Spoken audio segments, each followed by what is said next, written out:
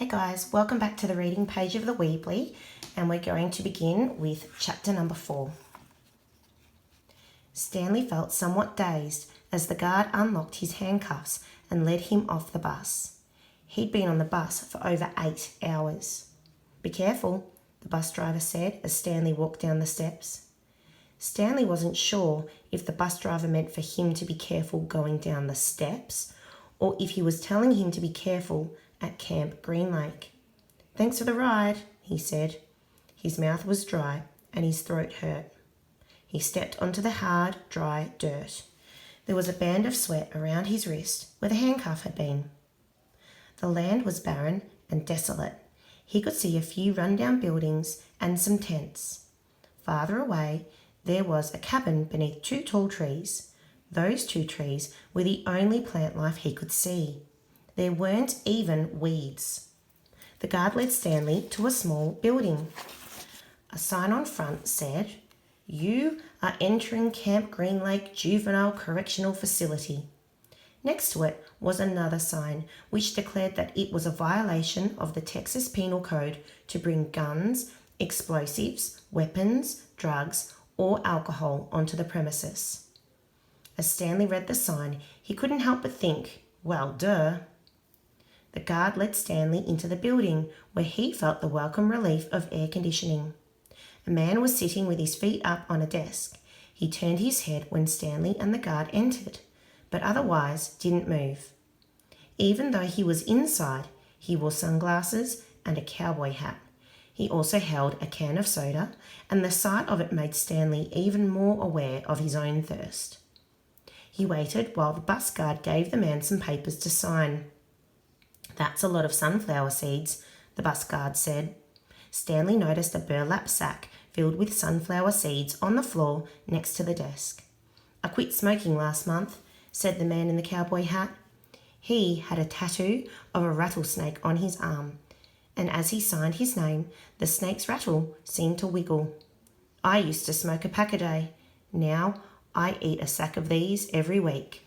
The guard laughed. There must have been a small refrigerator behind his desk, because the man in the cowboy hat produced 2 more cans of soda. For a second, Stanley hoped that one might be for him, but the man gave one to the guard and said the other was for the driver. 9 hours here, and now 9 hours back," the guard grumbled. "What a day." Stanley thought about the long, miserable bus ride and felt a little sorry for the guard and the bus driver. The man in the cowboy hat spit sunflower seed shells into a waste paper basket. Then he walked around the desk to Stanley. "My name is Mr. Sir," he said. "Whenever you speak to me, you must call me by my name. Is that clear?" Stanley hesitated. Yes, Mr. Sir," he said, though he couldn't imagine that was really the man's name. "You're not in the Girl Scouts anymore," Mr. Sir said. Stanley had to remove his clothes in front of Mr. Sir, who made sure he wasn't hiding anything. He was then given 2 sets of clothes and a towel.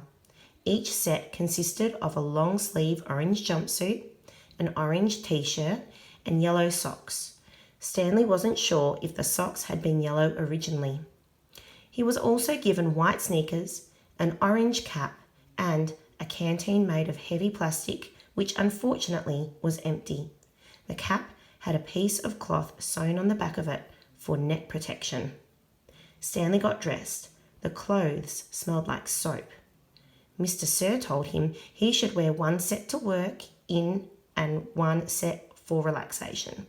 Laundry was done every 3 days. On that day, his work clothes would be washed. Then the other set would become his work clothes, and he would get clean clothes to wear while resting. "You are to dig 1 hole each day, including Saturdays and Sundays. Each hole must be 5 feet deep and 5 feet across in every direction. Your shovel is your measuring stick. Breakfast is served at 4:30. Stanley must have looked surprised, because Mr. Sir went on to explain that they started early to avoid the hottest part of the day. "No one is going to babysit you," he added. "The longer it takes you to dig, the longer you will be out in the sun. If you dig up anything interesting, you are to report it to me or any other counsellor. When you finish, the rest of the day is yours." Stanley nodded to show he understood. "This isn't a Girl Scout camp," said Mr. Sir. He checked Stanley's backpack and allowed him to keep it. Then he led Stanley outside into the blazing heat. "Take a good look around you," Mr. Sir said. "What do you see?" Stanley looked out across the vast wasteland. The air seemed thick with heat and dirt. "Not much," he said, then hastily added, "Mr. Sir." Mr. Sir laughed. "You see any guard towers?" "No." "How about an electric fence?" "No, Mr. Sir." "There's no fence at all, is there?" "No, Mr. Sir." "You want to run away?" Mr. Sir asked him. Stanley looked back at him, unsure what he meant.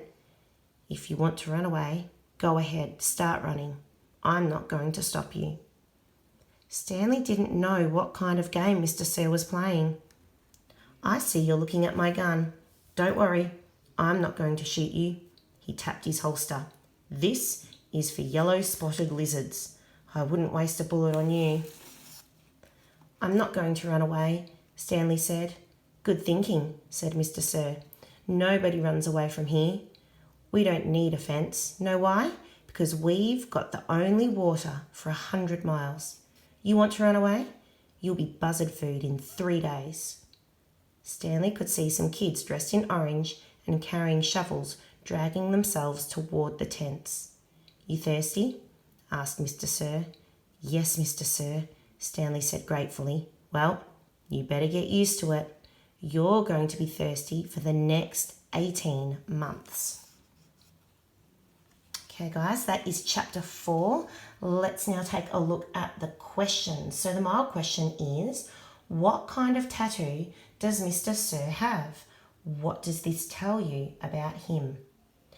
The warm question is, write down any connections you made to the text. So we've got text to text, text to self, and text to world.